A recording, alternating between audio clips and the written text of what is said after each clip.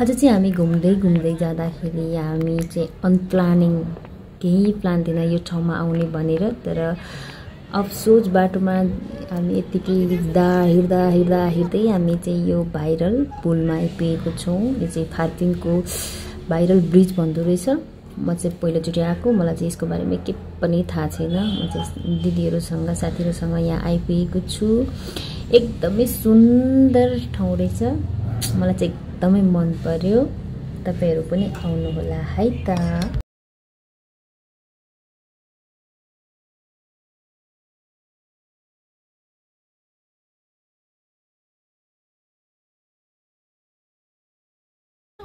दाइ तपाईं त यस्तो राम्रो ठाउँमा बस्ने मान्छे है, हामी चाहिँ कहाँबाट आउनु पर्छ? खुसी लाग्छ होइन? कहाँ धरान मात्र हो, अझ सङ्घर्ष बाबु हो त। पछि आउँदा नि यतै बस्नु ल, हामी भेट्छौँ नि तपाईलाई।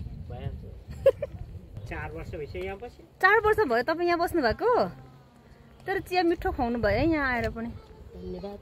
धन्यवाद तपाईलाई धेरै धेरै। हेलो हाई हाई कस्तो राम्रो देखियो यहाँबाट, एकदम रमाइलो भइरहेछ। यहाँ आउने आइडिया चाहिँ कसको भनिदिनु त एकचोटि? यहाँ आउने आइडिया चाहिँ कसको? मिस्टेकली हो, बाटो भुलेर यता आइएछ उता के अरे काठमाडौँतिर जाम भनेको त हैन, बाटो भुले। तर खुसी एकदम धेरै खुसी लागिरहेछ, किनभने सही राम्रो ठाउँमा बाटो भुलिएछ हैन माया? यस साँच्ची भने उब्बर राम्रो ठाउँमा बाटो भुलिएछ, खुसी लाग्यो मलाई चाहिँ।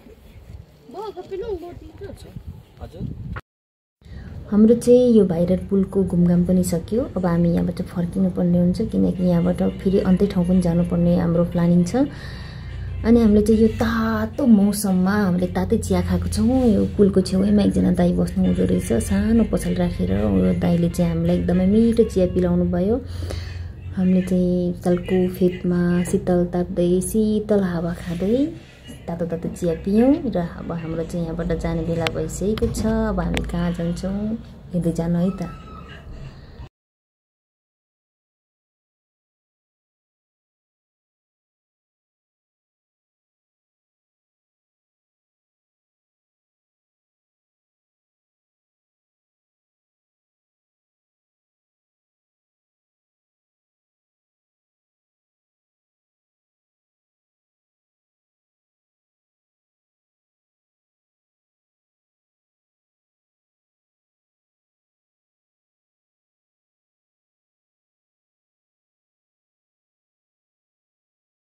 भाइरल पुलको घुमघामपछि हामी चाहिँ अब दौदह जाने प्लानिङ भइसकेको छ। त्यो ठाउँमा पनि म पहिला गएको छैन, म चाहिँ नयाँ नै छु। अब हेरौँ त्यहाँ कस्तो छ के छ, अनि गएर हेरेर नै बताउँला बनाउला है त। तपाईहरु चाहिँ मेरो पछि आउनु नबिर्सिनु।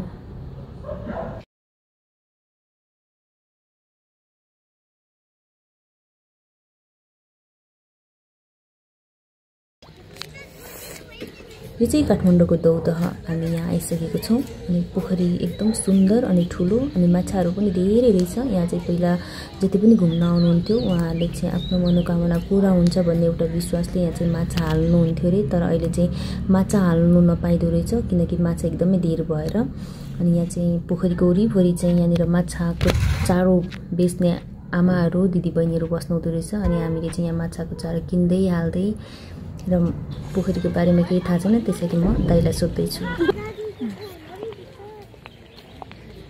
दाइ यो पोखरीको नाम के अरे भन्नु त तपाईँ? दौदह।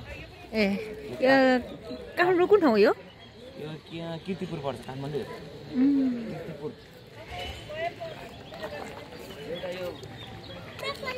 हाई हजुर है, नदेख्दा कस्तो गाह्रो हुन्छ है। के अरे तर अलिकति बाहिर होइन हरियो होइन, रुखहरू जस्तो यस्तो भयो भने एकदम राम्रो हुन्छ। यसमा एकदमै रेस्टुरेन्टहरू भएर अलिकति यस्तो हुन्छ नि, पुग्दै पुग्दैन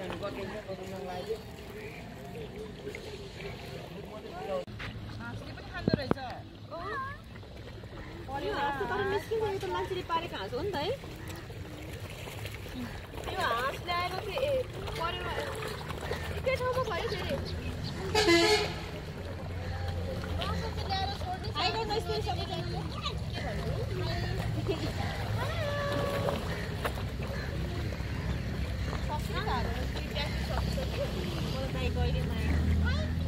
मैले काटे किन काट्नु भएको किन जानु भएको सबैजना पाउनु पर्छ त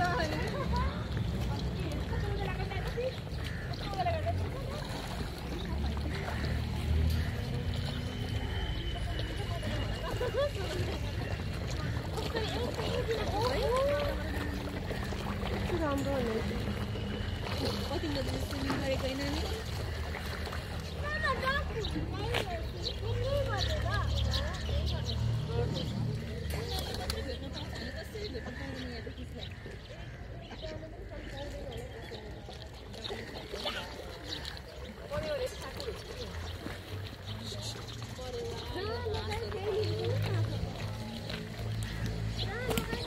अब घरमा चारो दिनु जरुरी छ त हैन सबै यहाँ अगाडि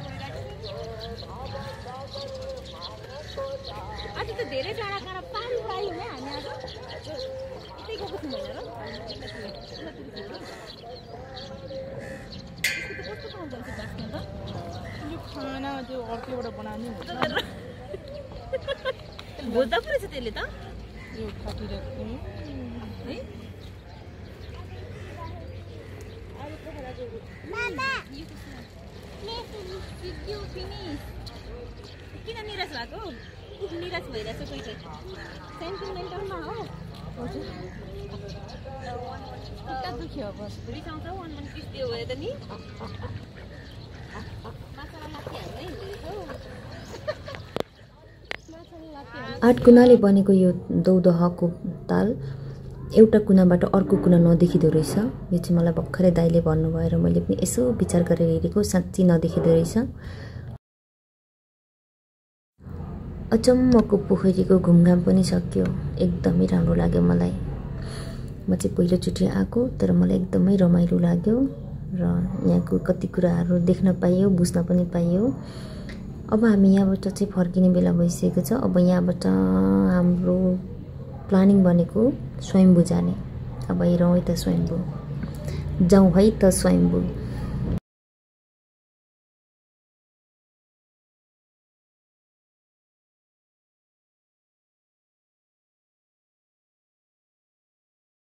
आजको दिन चाहिँ यसरी नै बित्यो तर एकदमै रमाइलो भयो। अनि पहिलोपल्टै भेटेको दिदी रोनुहुन्थ्यो अनि दाइहरू पनि तर एकदमै रमाइलो हुनुहुँदो रहेछ। मैले कहिले नगएको ठाउँतिर मलाई घुमाउनु लग्नुभयो त्यसको लागि उहाँहरूलाई एकदमै धेरै मनैबाट धन्यवाद। अनि सम्झिराख्नेछु है भेट्नु छुट्नु त भइहाल्छ।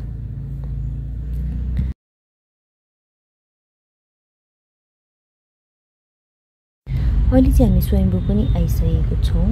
अनि आज स्वयम्भूमा चाहिँ मेरो एकदमै पुरानो मिल्ने मेरो प्यारी मायालुलाई भेट्न आएको।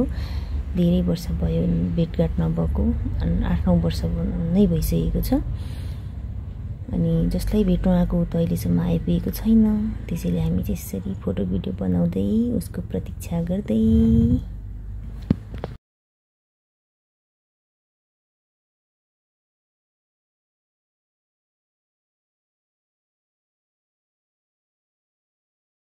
मेरो पर्खाइ पुरा भइसक्यो। मेरो माया आइसक्यो।